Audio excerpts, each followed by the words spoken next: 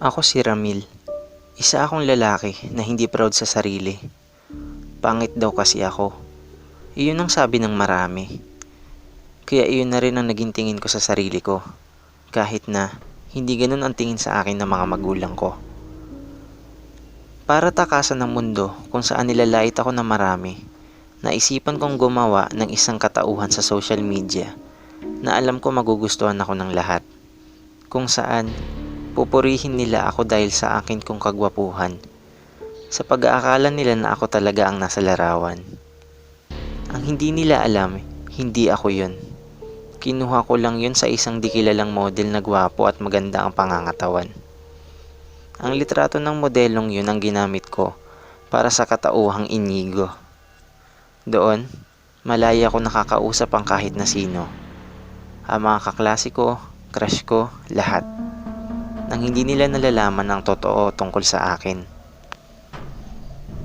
Nagsimula ang pagiging poser ko nang tumungtong ako ng high school. Lagi kasi akong binubuli ng mga kaklase at kaibigan ko kaya naisipan kong gumawa ng ganitong klase ng account.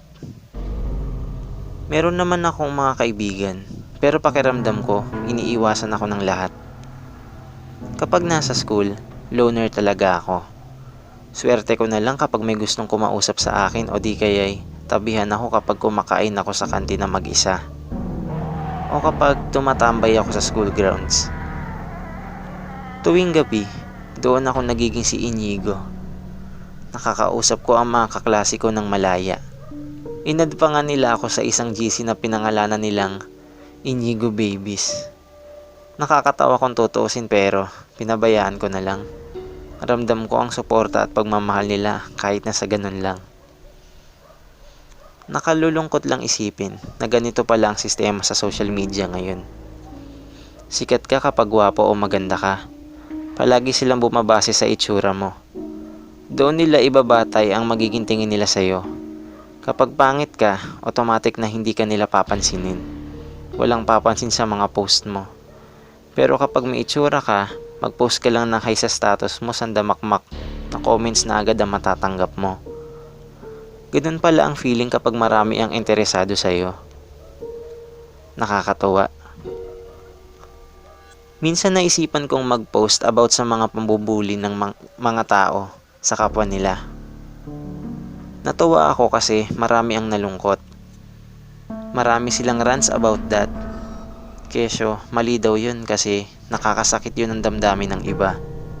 Ang hindi ko lang maintindihan, bakit hindi nila ginagawa ang mga sinasabi nila? Nabasa ko ang comments ng mga kaklase ko at nakita ko ang kaplastikan nila. Dapat daw hindi nambubuli kasi mali daw yun. Pero isipin mo, paulit-ulit pa rin nila na ginagawa sa akin yun kapag nakikita nila ako sa school. Mga mapagpanggap. Hindi nga nila ako trinato ng tama kahit isang beses. Lagi na lang nila akong pinapahiya. Minsan nga naiisipan ko na gantihan sila pero pinalampas ko na lang kasi alam ko na sa sarili ko na mali yun. Hanggang sa isang araw, isang message request ang natanggap ko mula sa isang babae na nagngangalang Angel. Maganda siya nang i-check ko ang profile niya. Konti lang ang pic niya sa album niya na labis ko namang ipinagtaka. Poser rin kaya siya? Mahigit 2 buwan rin kami nagkausap ng babaeng yun online. Naging masaya ako habang kausap ko siya. Hindi ko na nga pinapansin ang ibang message sa akin kasi nakafocus lang ako sa kanya. Pinagsisend ko siya ng mga pic niya para kumpirmahin kung siya talaga iyong kausap ko. At nakakapag-send naman siya. Ibig sabihin lang nun, hindi siya nagsisinungaling. Nahiya naman ako dahil isa lang akong poser. Kaya kapag pinagsisend niya ako, lagi kong dinadahilan na nasa work ako. Kaya di ako makapag-picture kasi baka makita ako ng boss ko. At naniniwala naman siya sa palusot kong yun. Hanggang sa umabot na kami ng 5 buwan sa pag-uusap na dalawa. Tinanong niya ako one time kung pwede daw ba kami magkita at pumayag naman ako. Plano ko na rin kasi sabihin sa kanya kung sino talaga ako. Bahala na kung anong sabihin niya pero gusto ko na rin magpakatotoo sa kanya. Para malaman ko na agad kung magugustuhan pa ba niya ako o hindi. Ang napag-usapan, magkikita kami sa isang mall malapit sa amin. Ang sabi niya sa akin, maghintay daw ako sa parking lot kasi babalik daw siya doon dahil may naiwanan siya sa sasakyan niya. Umuo naman ako, pero hindi ako basta-basta nagpakita sa kanya. Nagtago ako malapit sa sasakyan niya para makita ko siya pagbaba niya ng elevator mamaya. Nang bumukas ang elevator sa parking, nagulat ako. Hindi ako makapaniwala nang makita ko siya. Ang ganda niya, sobra. Mayaman ang dating niya dahil sa damit na suot niya at sa pulang bag na dala-dala niya.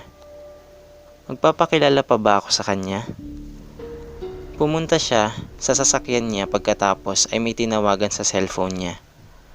Nagulat ako kasi biglang nag-ring ang cellphone ko.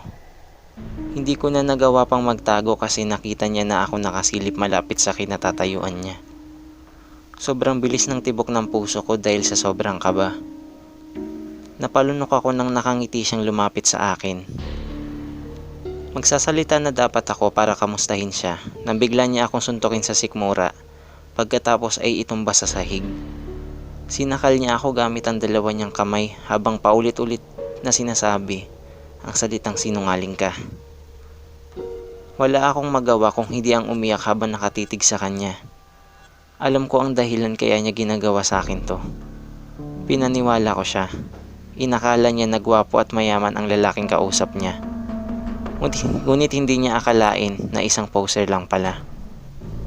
Sinubukan kong manlaban sa kanya pero hindi ko na nagawa pa dahil sa hinang-hina na ako.